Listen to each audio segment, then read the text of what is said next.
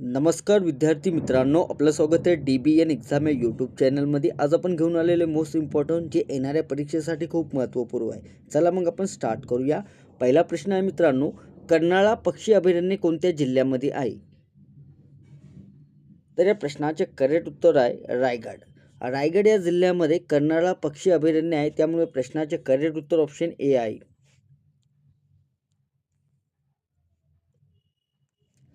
प्रश्न क्रमांक 2 आहे, बल्लारपूर टिंबटिंबसाठी प्रसिद्ध आहे।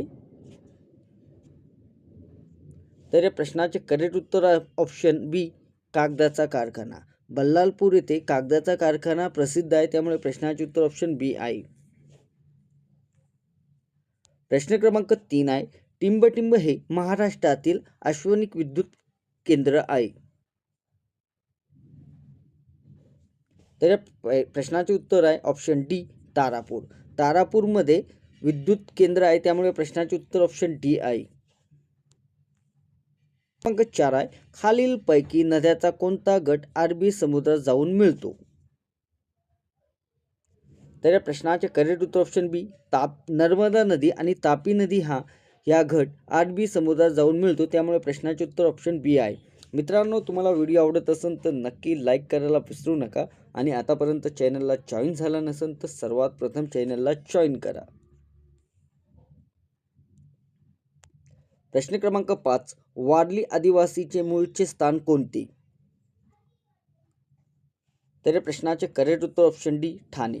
ठाणे हे इथे वारली आदिवासी मूळ स्थान आहे, त्यामुळे प्रश्नाचे उत्तर ऑप्शन डी आहे।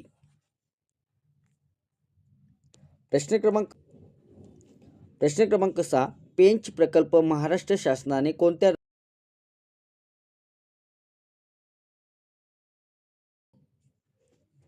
तर या प्रश्नाचे करेक्ट उत्तर ऑप्शन सी, मध्य प्रदेश राज्याने। पेंच प्रकल्प हे मध्य प्रदेश या शासनाने सहकार्य सुरू केलेले आहे, त्यामुळे प्रश्नाचे उत्तर ऑप्शन सी आहे।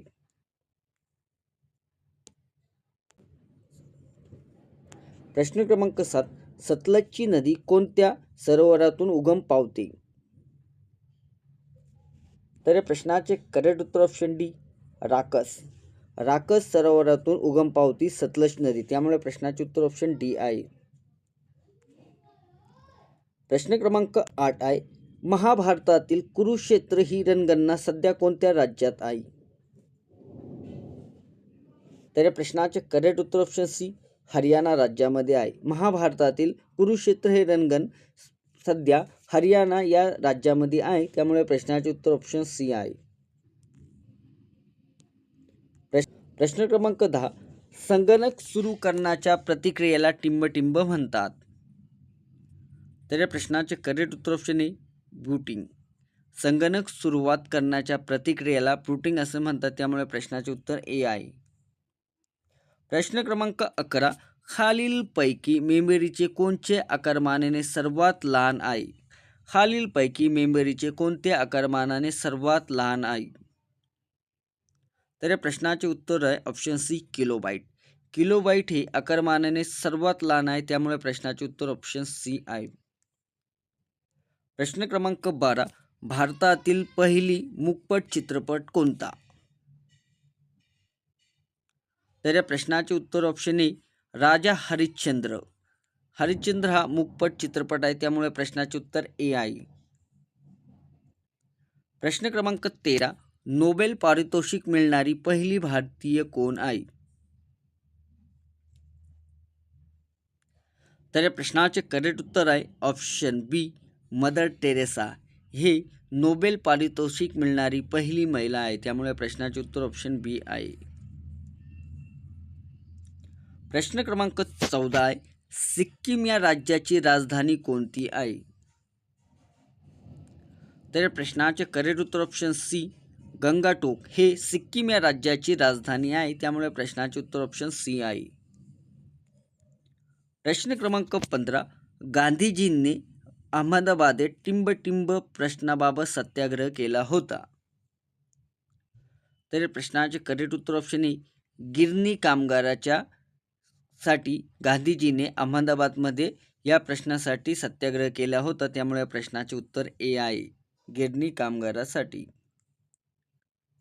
प्रश्न क्रमांक 16. गदर उठावातील कोणत्या क्रांतिकारक जपानमध्ये जाण्यास यशस्वी झाले?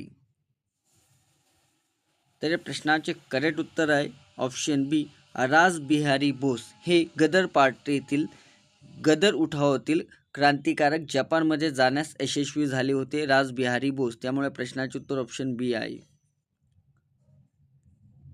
प्रश्न क्रमांक 17 आहे.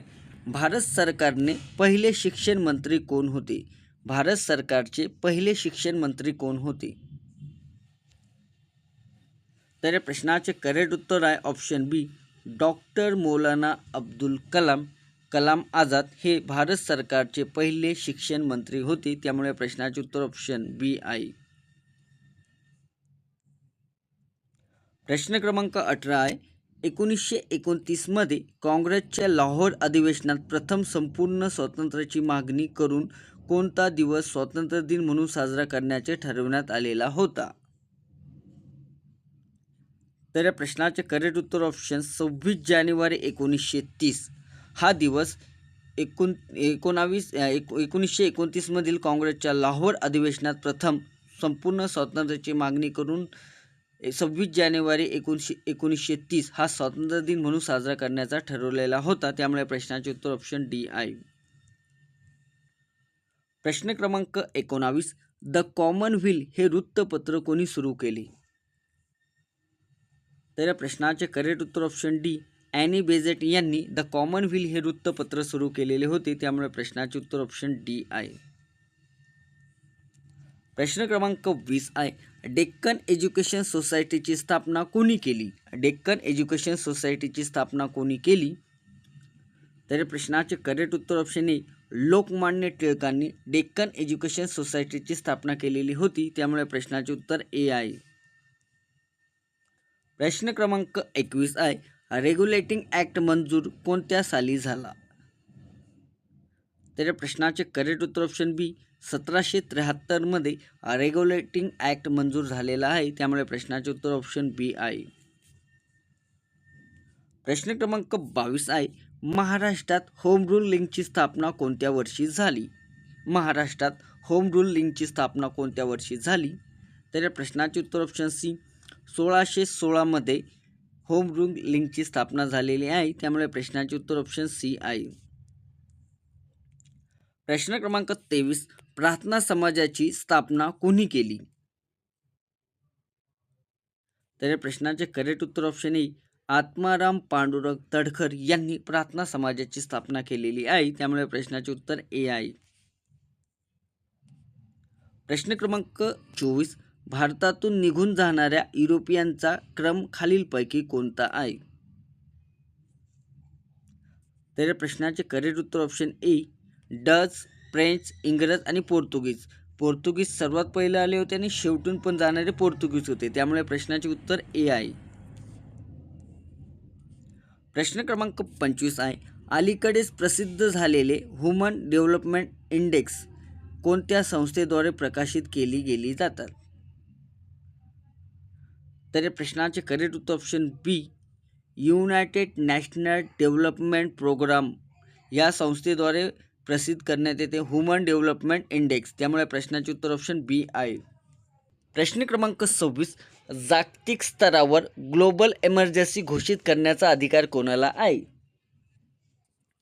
तर या प्रश्नाचे करेक्ट उत्तर आहे ऑप्शन ए, WHO यांना जागतिक स्तरावर ग्लोबल इमर्जन्सी घोषित करण्याचा अधिकार आहे. त्यामुळे प्रश्नाचे उत्तर ए आहे.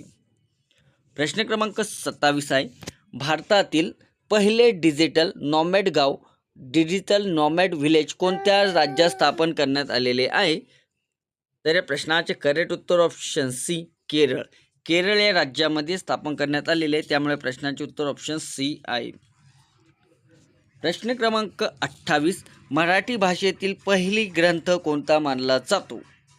तर या प्रश्नाचे करेक्ट उत्तर ऑप्शन बी, लीळाचरित्र. मराठी भाषेतील पहिला ग्रंथ हा लीळाचरित्र आहे. त्यामुळे प्रश्नाचे उत्तर ऑप्शन बी आहे. प्रश्न क्रमांक 29. भारत सरकारच्या कोणत्या 100व्या जयंतीनिमित्त 100 रुपयाचे नाणे चलनात आणणार आहे? तर या प्रश्नाचे करेक्ट उत्तर ऑप्शन डी, MS स्वामीनाथन. त्यामुळे या प्रश्नाचे उत्तर ऑप्शन डी आहे. प्रश्न क्रमांक 30 आहे. थेट तेल उत्पादन करणारे भारतातील पहिले राज्य कोणते ठरणार आहे?